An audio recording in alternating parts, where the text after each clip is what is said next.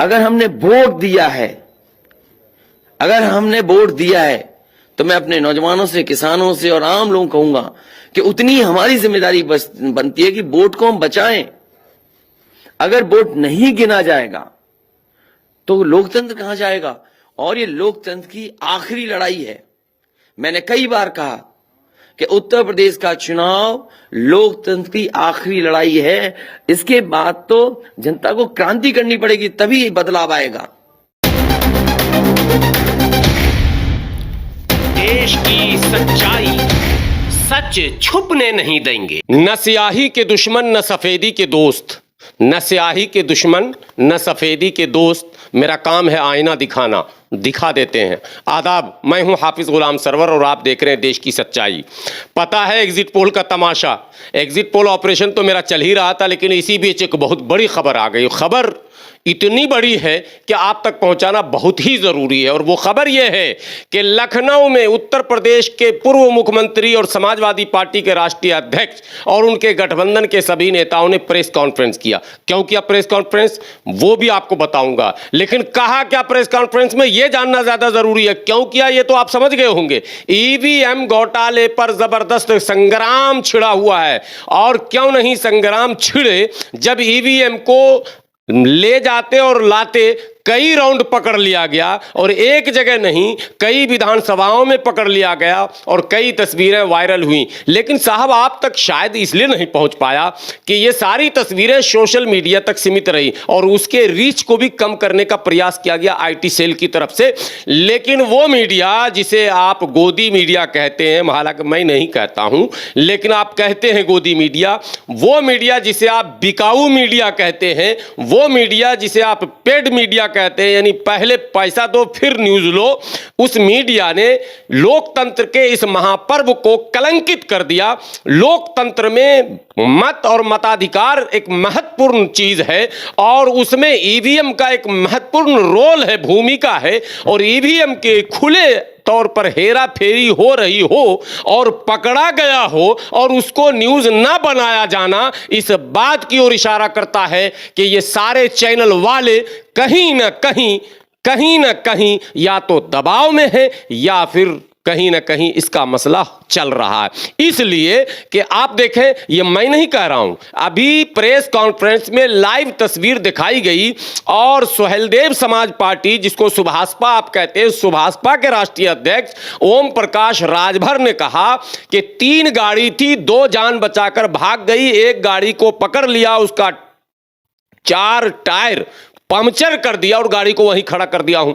अब तक ये वो कह रहे हैं, मैंने ओम प्रकाश राजभर के, अब तक गाड़ी वहीं खड़ी है, वीडियो वायरल हो रहा है, ना तो कोई चैनल वाला न्यूज चला रहा, ना चुनाव आयोग की तरफ से कोई अधिकारी वहां पहुंच रहा है ये बताने कि आखिर ये ईवीएम गाड़ी में भरकर जा कहां रहा था।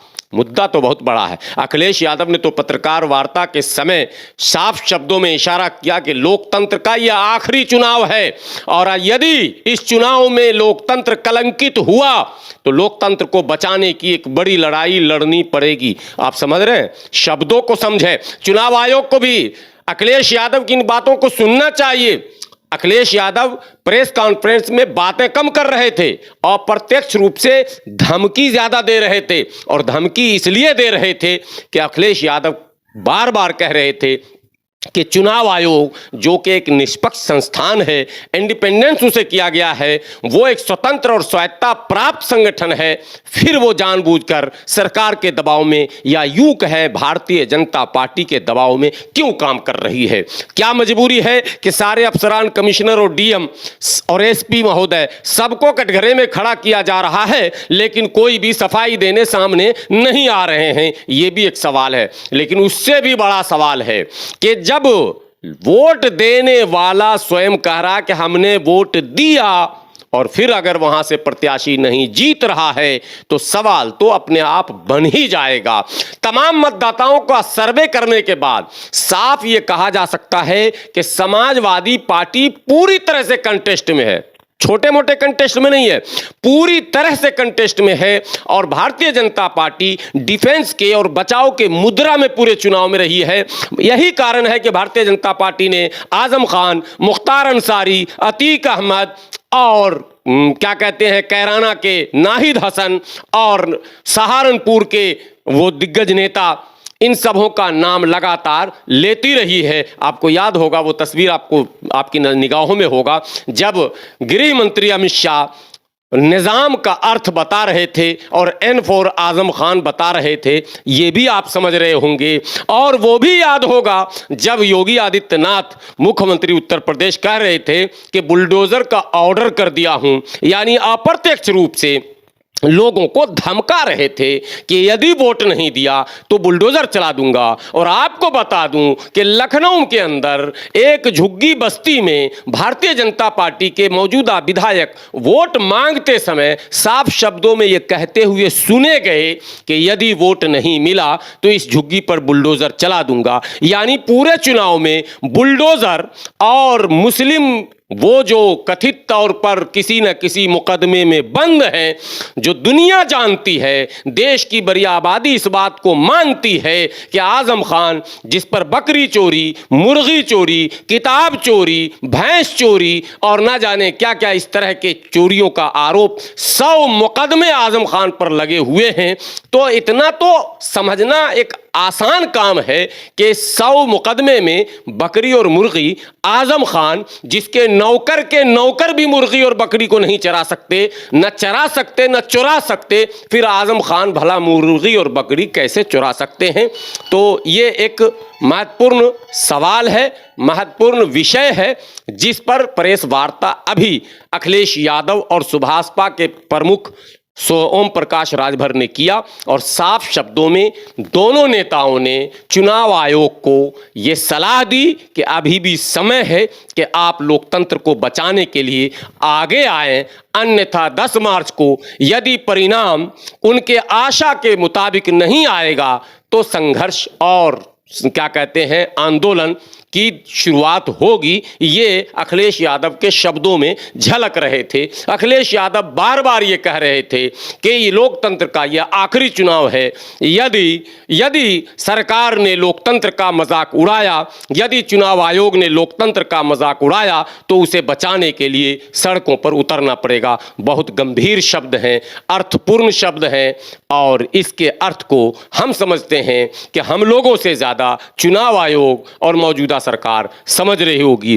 कुल मिलाकर यदि एग्जैक्ट पोल आपके सामने रखा जाए, जो कि कल मैं रखूंगा, अभी आपको इतना बता दूं, एग्जैक्ट पोल में समाजवादी पार्टी किसी भी तरह से सरकार बनाती हुई दिख रही है, जबकि भारतीय जनता पार्टी सरकार बनाने के कुछ करीब दिख रही है। ये देश की सच्चाई का अपना एग्जैक्ट पोल है। जबकि कुछ और ऐसे सोर्सेज हैं जो ये बताते हैं कि समाजवादी पार्टी 250 से भी आगे जा सकती है। जबकि देश की सच्चाई का अपना निजी आकलन है, कोई जरूरी नहीं कि वही हो जाए, लेकिन निजी आकलन है। और एक बात एडिशनल मैं बता दूं, बिहार चुनाव और बंगाल चुनाव में भी हमने अपना सर्वे, निजी सर्वे आकलन पेश किया था, जो कि 95% मैच कर गया था। जबकि हमारे पास सोर्सेज कम हैं, लेकिन जो दिमाग है, जो हमारी नजर है, जो हमारे कान से सुनने का एक अंदाज है, एक जो गेस हम करते हैं, उससे हम खुद इस नतीजे पर पहुंचते हैं। हमने बिहार चुनाव में एग्जैक्ट पोल पेश किया था जो 95% बिल्कुल मैच कर गया। हमने बंगाल चुनाव में एग्जैक्ट पोल पेश किया था, 95% पूरी तरह से मैच कर गया। और उत्तर प्रदेश चुनाव में भी हम कल आपके सामने एग्जैक्ट पोल पेश करेंगे। आप नजर गड़ाए रखें देश की सच्चाई पर और उस एग्जैक्ट पोल का स्क्रीनशॉट ले लेंगे। मैं जानता हूं यदि निष्पक्ष मतगणना हो गया तो एग्जैक्ट पोल की तस्वीर जो होगी वो 95% मैच कर जाएगी। ये मेरा दावा है और इसी दावे के साथ मैं विदा भी होना चाहूंगा। लेकिन एक विनती, एक गुजारिश, अगर चैनल पर आप पहली बार आए हैं तो यूट्यूब पर देश की सच्चाई को सब्सक्राइब कर लें, बेल आइकॉन दबाना ना भूलें और अच्छा लगे तो शेयर करें, कॉमेंट जरूर करें। फेसबुक पर यदि देख रहे हो तो पेज को लाइक और फॉलो करें। शुक्रिया।